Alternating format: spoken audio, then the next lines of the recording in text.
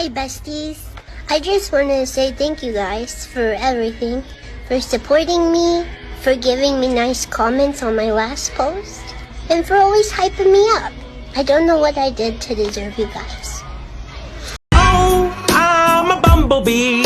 I'm a bumblebee who likes to eat KFC.